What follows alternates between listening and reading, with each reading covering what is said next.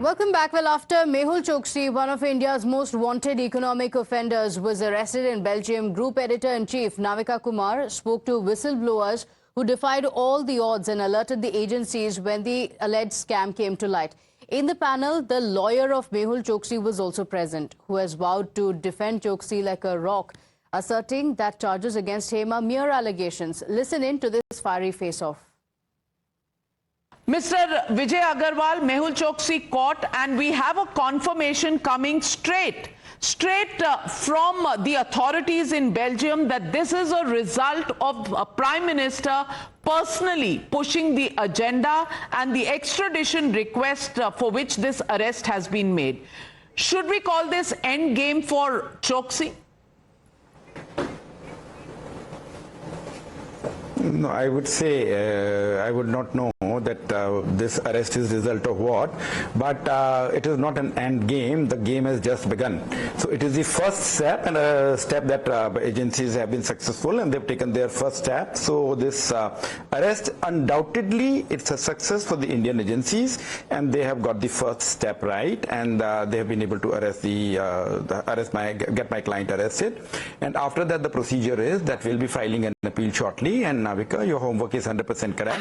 You are very right that for next 5-6 days there are no prospects of getting bail, and because the application will be heard only after that, and we'll be contesting the same. And we have a very you've counted a lot of examples, but there is a recent example of Sanjay Bhandari because of the human rights conditions. Do you still believe, Mr. Vijay Agarwal, let's come down to brass tacks. Do you still believe you will be able to defend Mr. Choksi? 100%. I'll defend him like a rock, and I'll be successful. This is it. Hum honge kamyab. Santosh Srivastav, you have been with Gitanjali Jewels. Is Mr. Choksi really responsible for all the allegations that have been made against him and the case that has been prepared against him? He is indeed 100% responsible for all this fraud perpetrated on the country and on the taxpayers of the country. He is 100% responsible for that. And I'm extremely happy to hear the news of his arrest, and I hope and I congratulate my government and the agencies to achieve this. And I hope that this time he will not have any way out of this. He will be brought back to the country and put through the process of justice, and all the money which he robbed off of our country, our countrymen, our taxpayers, that will be recovered from him. So I'm indeed very happy to hear this, and I'm very hopeful that he'll be brought back to India very soon and the recovery would happen. You're a whistleblower in this case. At what point did you realize that something was wrong? At what time did you make this known? Did you approach the authorities? Can you tell us a little detail of that?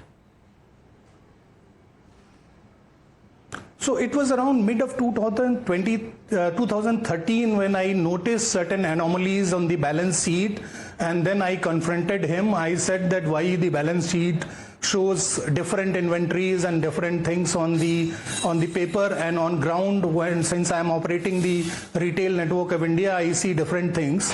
So he just told me that you should mind your business, do your job, get your salaries and go home. This is none of your business. But I decided to dig deeper into it, find out, and when I had a suspicion that there is something wrong happening, the money of the country was being siphoned out of the country, I confronted him. I decided to resign from that position of the managing director, a well-paying job, and then take him head on and said that I will expose him. I had to suffer for that. He did try to threaten me, punish me, put false allegations on me, but thankfully God was with me. I came out clean on everything. But yes, it took almost 4 years to get him caught. We started complaining in early 2014 when I resigned from the job in 2013 December. But it took almost 4 years for our agencies to get their hand on Choksi. And after the fraud of almost 14,000 crore was Vijay created by Agarwal ji, him, purported by him, and also a similar amount. I want to by ask his you, nephew, Mehul does your Choksi. conscience, I understand and appreciate the fact that you're a lawyer and you have to defend people. But deep down, do you think somebody who's carried out such a fraud of such a huge magnitude really has a defense?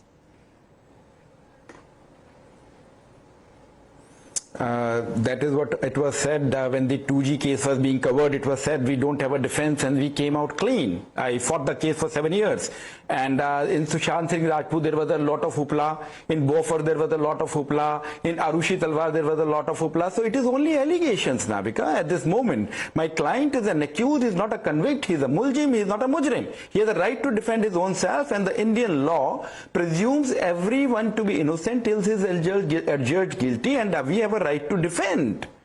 I have defended a lot of TV channel people also and a lot of politicians also. And when the case starts, you have also appeared against many TV channel anchors. One sitting right here in front of you.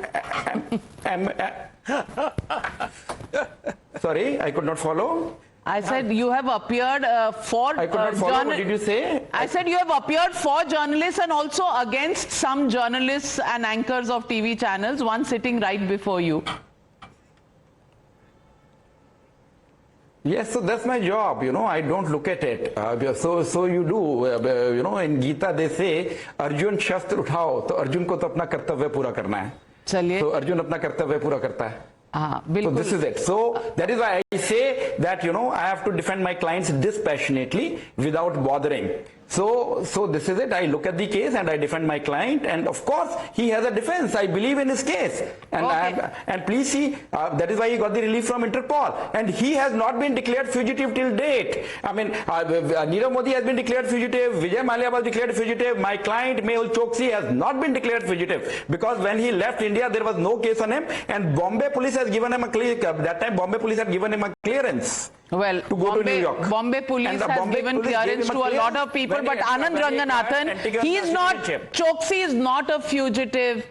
So, after the extradition, when he comes, should we take a Aarti ka thal and go, because he's not a fugitive, the charges against him have not been proven, which is the fact in law. But what does following him relentlessly show to you? And I can tell you that the department in Belgium, which has responded to our email, has said that because the extradition procedure and the decision declaring a foreign arrest warrant is enforceable, which is why he's been arrested. So clearly, despite the fact that he's being chased in 2014 in this case, finally in 2025, we have a ray of hope.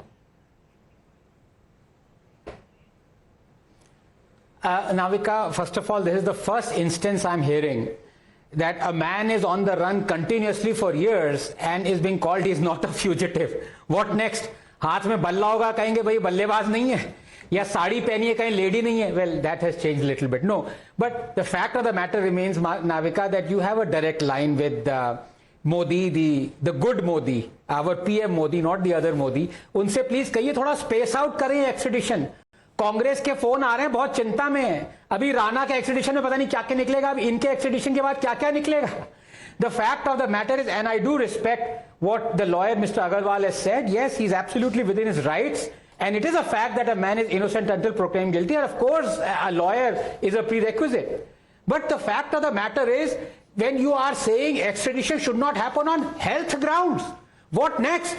Do you believe Osama bin Laden would have said, please don't extradite me because I have a kidney failure problem?